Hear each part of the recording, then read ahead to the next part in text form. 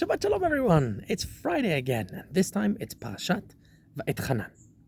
Our Parashat continues in Moshe Rabbeinu's prep speech, trying to get everyone ready to go into the land of Israel and conquer the land and settle the land and, to a certain degree, become a moral nation in a land of their own. We often forget that the Jewish people throughout the desert were a nation in potential, but not an actual nation in practice. They started off as a ragtag bunch of slaves, escaping from their captors, and they were slowly, throughout the years, building a society, which, as we see Moshe Rabbeinu now preparing them, is about to go into the land of Israel to start a history as a nation. Indeed, we see the very early seeds of Am Yisrael already at the very beginning of Sefer Shmot, continuing on from Mishpachat Yisrael, the family of Israel, Bnei Yisrael, the sons of Israel, Yaakov, in Bereshit, the whole story of Abraham, Yitzchak, and Yaakov, Yosef, and the rest of the tribes. But once we get to Sefer Shmot and through Sefer Vayikra Bamidbar, we arrive in Sefer Dvarim. The Jewish people are ready. And Moshe Rabbeinu gives them a very important message in our parasha. Now, by the way, this parasha is really chock full of amazing quotes and important lines and important things. Shema, one of those famous pieces of Jewish liturgy, is in our parasha, and so on and so forth. So I really highly recommend you have a look. But the thing that I actually want to focus on today is something that we've seen before. Moshe Rabbeinu, in part of his speech, also retells the story of Har Sinai, of Mount Sinai, and specifically the Ten Commandments. And what is fascinating is that when he retells the Ten Commandments, there are very slight variations, which are there to try and give an extra lesson, an extra spin on the message that the Jewish people received in the past. At the very beginning, the very first set of the Ten Commandments in Sefer Shmot, in Parashat Yitro, the Jewish people were commanded with the mitzvah of Shabbat. How suitable for today. And in Sefer Shmot it says, Zachor et Yom HaShabbat lekadsho, remember Shabbat. And it goes on to explain, because we remember Ki sheshet yomim asa Hashem et hashamayim ve'et haaretz, ve'yalach b'yom hashvi'i al ken berach Adonai et Yom HaShabbat ve'yikadsheu. God created the heavens and the earth, and that is why for 6 days he created the heavens and the earth. On the seventh day he rested, and that is why we have the mitzvah of Shabbat. And yet, in our parasha, when we read the mitzvah of Shabbat, there's a slight difference. It says Shamor et Yom HaShabbat lekadsho, not Zachor. It says Shamor. And by the way, very famously, Shamor and Zachor, Chazal, our rabbis have a lot to talk about the dynamic between Zachor and Shamor, that both are in many ways kind of the two different sides of the same coin, and they have different meanings, but they also come back to the same theme. There's a lot to say about this. We also sing about this in Lecha Dodi, right? Shamor v'Zachor b'dibur echad, and so on and so forth. But I don't want to focus on Shamor and Zachor as much. I want to focus on the other difference, which is the following. Sheshet yomim tavod v'asita kol melachtecha. That's the same. V'yom hashvi'i Shabbat l'Adonai Elohecha, lo ta'aseh melacha. Shabbat, the seventh day is Shabbat. Do not do any melacha, any creative work. Ata uvincha uvitecha, you, your son, your daughter, ve'avdecha ve'amatecha, and your servant and your male servants and your female servants, ve'shorcha ve'chamocha ve'chol be'emtecha, and all of your animals, ve'gircha asher b'sharecha, and all of your neighbors, whether they be Jewish or not Jewish, leman yanuach avdecha ve'amatcha kamocha, so that your servants and your slaves and your household will rest like you, kamocha. Ve'zacharta, and remember, ki eved hayita be'eretz Mitzrayim, you were a slave in the land of Egypt.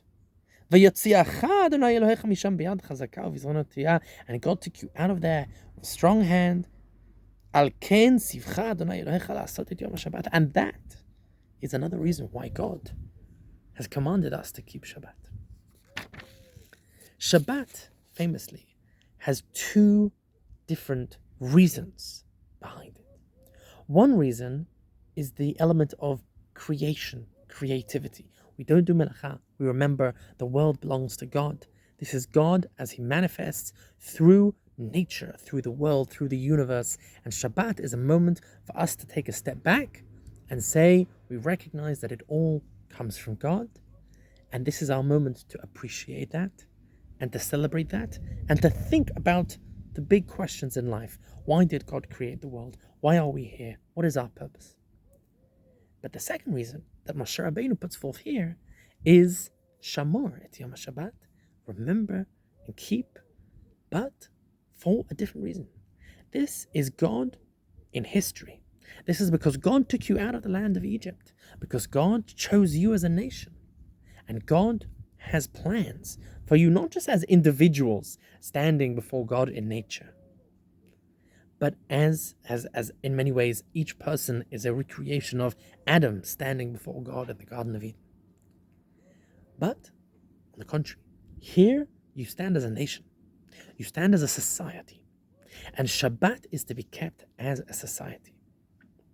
A society, not just as an am, but also as a mishpacha, as a family, as a household. The factories, your animals, your tractors, your servants, your workers, your industry needs to stop on Shabbat.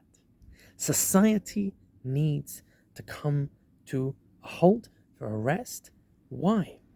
Leman yanuach avdecha v'amatcha kamocha.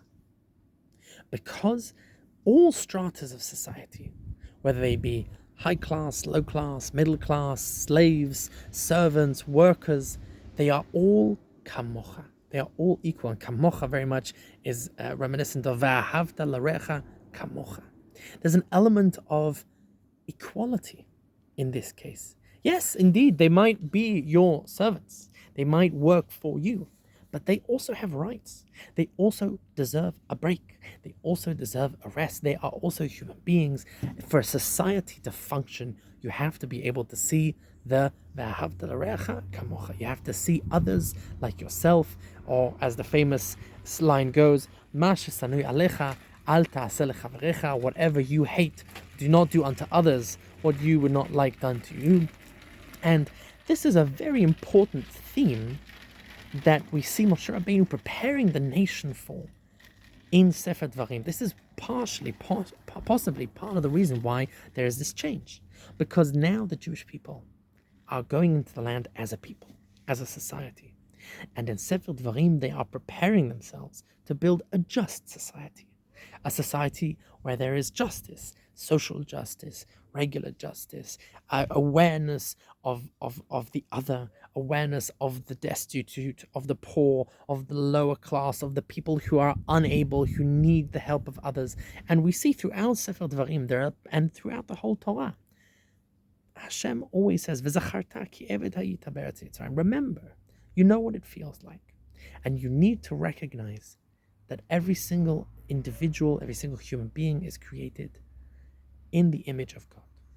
And a society can only work if you are constantly thinking not just of yourself, but also of others. This is partially part of the message that we find in our Parashat, a message of awareness, of appreciation, a message of love. And ahava ve'ahavta et Hashem Elokecha in Shema connects beautifully. We'll see ve'ahavta l'recha kamocha coming up soon and echoed. And this idea of the two loves, the love of yourself, the love of God, the love of society, are all wrapped up into one. This is the message of Shabbat as well. Shabbat is a time for family. Shabbat is a time for community. Shabbat is a time for society to think about where the society is moving and how can we help others. And all of these messages are wrapped up in our parasha. Shabbat Shalom.